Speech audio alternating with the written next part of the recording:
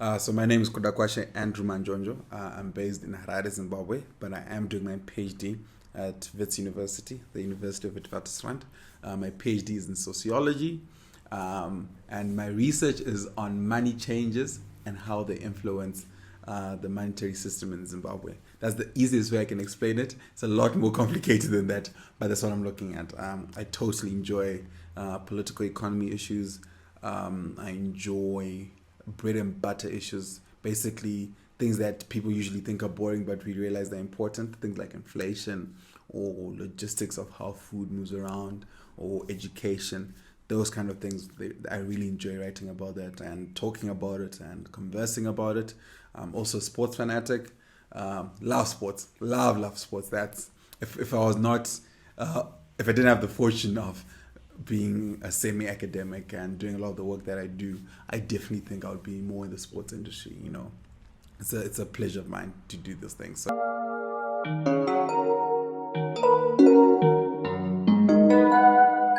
So informal money traders are such a big part of our financial history worldwide. Always been, and I think will always likely be. But something happened in the 20th century where we got this idea that money should only be traded in banks. And that was also because of the speculation and all that used to happen. So especially after the Wall Street crash in 1929, there was such a huge drive to formalize money and banking. So essentially that idea of informal money changes that's common throughout the world became really looked frowned upon. There were the dirty dealers and all that kind of stuff. But historically, communities have always dealt in different forms of currencies, and everyone had their own form of autonomy, monetary autonomy. So then now, essentially what's happened is that the state has taken up a lot of the monetary autonomy or authority. So now what happened in Zim, and Zim is one of the classic cases of hyperinflation and poor monetary control. In all of the discussions that were happening around it, at least from my own perspective, there was such a huge drive and argument saying that we just need good governance and a disciplined reserve bank and everything will be fine. Which in quid pro quo does make sense, right? That's what most countries in the world do. As long as your reserve bank doesn't play around with money, don't print too much money or don't get too much debt, a currency stays stable. But then it got me thinking when I started reading a lot more about it, when you start realizing that, for example, in USA, and I'll start with the USA, then come back to Southern Africa. In USA, in the 1910s and 1920s, one state could have 10 currencies or different paper currencies issued from different banks. And I was like, oh, this is cool. How do they make that work, Or even in South Africa. So South Africa and Zimbabwe are very much one thing in terms of our political history. And you'll see that the rand functioned very easily in Zimbabwe throughout colonialism, and even before then, there was a lot of cowrie shells that were shared in terms of trade and all that kind of stuff. So essentially, all forms of currencies have always been essentially allowed to just move around. So my idea then for my PhD then became this idea of, with these informal money traders, how can they be empowered, but at the same time, we really understanding the idea that monetary control can be more in the people. And what I mean by that is that because of technology and how we've moved around, it's not a crazy idea for people to be able to decide, you know what, instead of just holding rands, I want to have rands and a bit of US dollar and a bit of Bitcoin, whatever the case may be. Because I think that in itself is a form of empowerment. And the reason being, the state, and I know Zimbabwe is a bad example, but the state is not always our best friend. But I also think for practical purposes, our history, our ways of economic, actions and activities are so different. And we assume that everyone should have one currency, but that's not usually the best case for a lot of people. More so for an African country like Zimbabwe, which has got such a high migrant population that are jotted all around the world. So I do think it is possible for a country to allow for what they call a multi-currency regime, but not only controlled by the state, which is kind of the case in Zimbabwe. It should not be illegal for someone to hold different forms of currency. I take it as empowering, as someone being able to choose where they want to live, or what kind of car they want to build. I believe the same thing with the types of money that we use, because for different purposes and for different reasons, people want to use different currencies at different stages of their life. So that's where I am with my research. But definitely, the idea of not decriminalizing informal money traders is a very big part of something that I hope happens. I don't think it's necessary, and I think it's just something we're used to globally, that if you're not a bank, you shouldn't deal with currencies, but I don't see a reason why we should. Currencies, at least the way we've understood them, the way it's been written in economics books, it was always this idea that, oh yeah, people needed to find a better way to buy and sell, and henceforth a currency was created. But from my research, there's a strong understanding that that was not always the case. Countries have created their currencies with specific reasons to dominate, if not their own people, other people, because currencies themselves are very much political acts. Right, so that's why, for example, when the US dollar was now created in the 1800s, if I'm not mistaken, they decided to make it illegal for banks to issue out their own currencies in the US dollar, in the United States. So that in itself essentially shows you how powerful these currencies are. They are political acts from the state. They're not just these apolitical acts of making it easier to trade.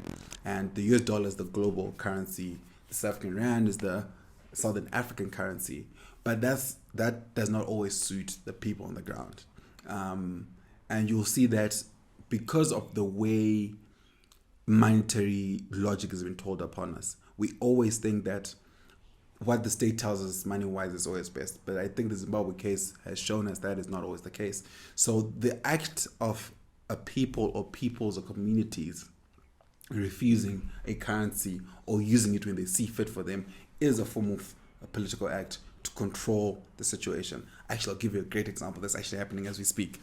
Liz Truss, the new Prime Minister for Britain, she came in about 45 days ago, somewhere there. And she came in and radical changes, tax cuts for the rich. What else? Yeah, a lot of tax cuts for the rich, more or less. But the market, which in itself is an issue, but the market came out and said, no, this doesn't make sense. You can't just cut taxes. Who's going to then pay the debts? Then they said the poor classes are going to pay the debts. And there was a selling off of the British pound immediately, and the pound fell to levels that it never dropped. That idea basically shows you how currencies, if they're not essentially allowed to be democratic, where people can get rid of them or not get rid of them, people will suffer. And you'll see that in a lot of despotic regimes, they have such a tight control of the currency because that's a way in which they control people. Not just in the way they pay taxes, but in the form and manner in which they actually pay the currencies. So for me now in this research, I'm really trying to show how the idea of a multi-currency regime, or people being able to choose currencies that suit them, of course that comes with a lot of financial education and all that kind of stuff. But the opportunity to actually do that is in itself a political act. And the main reason I was thinking about that is that, especially in Zimbabwe, where the idea of democracy seems to have fizzled out. Voter apathy is a big thing. I believe people are voting or protesting against government by not participating in the economic logic or the monetary logic that has been essentially mandated upon them by the Reserve Bank of Zimbabwe as well as the government. So that in itself are political acts, and governments have sleepless nights trying to figure out how do we deal with these money changers who are essentially making sure that the Zimbabwe dollar loses value, because it doesn't have value, right? And how can we then stop these money changes from doing all these things, the informal money changes? How do we stop them from doing that? So what they do is very political, is very powerful. They're not all the same. They are who just want to profit here from the situation. But the way I see it, for a lot of the rank and file Zimbabwean, when they get their salary, let's say a teacher gets their Zimbabwe dollar salary, they immediately go buy US dollar on the streets. That for them is a sign or an act of against government, saying I do not believe that the Zimbabwe dollar is in my interest at all, because nowhere else in the world do you see someone getting a salary and immediately changing into another currency. That is a powerful act in itself. The ability to say that I don't have faith, neither do I have trust in this currency. So I want to document that and really start giving light to that idea that because of the high informality of Zimbabwe, where we don't have to go to banks to change currencies, and there's so many ways to change currencies in the streets, what is happening is a sign of people really speaking out and saying that we want something different when it comes to currency controls and all that kind of stuff. And will that mean a change of government? That's a question that I can't answer. But in this time period, I think understanding that economic protests are a thing. They're not as cool. They're not as exciting. You won't see them on the news, right?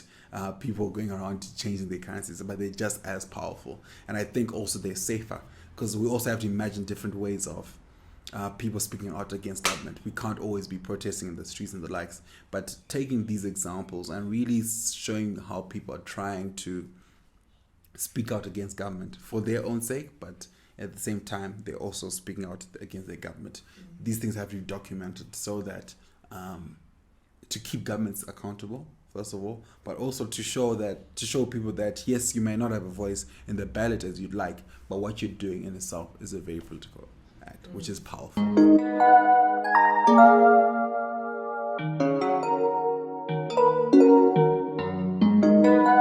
I think it's in a lot of ways a history of what my family went through during the economic crisis. So my mom was working class. She still is. She's a personal assistant in the banking sector. Always been. That's been her whole life.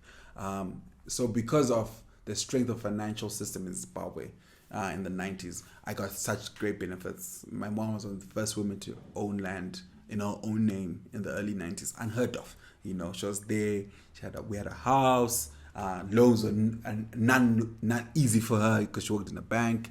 And you could see how freedom for a lot of Zimbabweans of her generation was very much tied to that economic emancipation. Yes, the voting was important, but the idea of being able to have my own home, the idea of being able to buy a car was so key. That's how people were like, oh, I'm living the way I want to live. And this was in contradiction with a lot of so I studied political science at the University of Zimbabwe from undergrad. And a lot of the ideas of democracy that I was told then were issues around the right to vote, freedom of speech, the more what they called liberal ideas of democracy, which are fair and fine. I got no qualms about those things. The ability to freedom of speech, right? Freedom of association. That's what has always been defined as democracy. And I think that was one of the greatest fallacies in terms of our interpretation of democracy that actually enveloped African countries as we tried to then take up democracy. Why I say that is because freedom of expression is not cool when someone is expressing their expression of poverty. You don't want someone writing about how poor they are every day, right? Because that cry is not, the ability to cry is not as important as the ability to stop the crying. That's how I always try to look at it. So I then, because of that, started really trying to develop a more economically based understanding of what democracy is. Because in those conversations, a lot of people used to say that, so you're for development, so you don't care about democracy, which is what I didn't like. I hated that dichotomy where people thought, as long as, or basically the way the Chinese have grown, as long as people are getting housing and jobs, but they don't have the right to vote, it doesn't matter because people are growing. And I didn't think that was the way the world should work. It is totally okay for someone to have housing and still be able to speak out. But I think the basis for everything else to make sense, the liberal ideas of democracy to make sense, the economic emancipation has to be the basis of it. And that's important too, because it's the way in which the economies are structured have to be democratic. So for me, China's growth model over the last 30 years has brought up a lot of people out of poverty, but the inequality has grown significantly too over that time period. So then again, for me, economics can be very undemocratic. South Africa is the biggest economy in Africa, but it's highly unequal. So bringing in those ideas of saying, and they're very radical, that everyone should have a house, everyone should have access to running water, it sounds simple, but it speaks a lot to how we design and imagine cities, communities, how our economic policies are designed, how our tax systems are designed. So for me, that's really where it came from. So then taking it back to the Zimbabwe situation, my mom lost her job. I was in a great school. She got into so much debt because of what she did so much for me, for my own education, she lost her house. Of course, she then was able to buy it again. But all those things really gave me a concrete understanding of what I believe needs to be democracy, that idea of economic emancipation. Not at the cost of all those other ideas of liberal democracy. Those are important. But the idea of economic emancipation in itself needs to be rethought as to how can we make this as accessible to as many people as possible. So in political lingo, people call me left or socialist. I'm okay with those with those terms. I do empathize with the left a lot in my thinking. So that's really where it came from, that idea of really trying to think what would democracy look like in the economic sphere of things.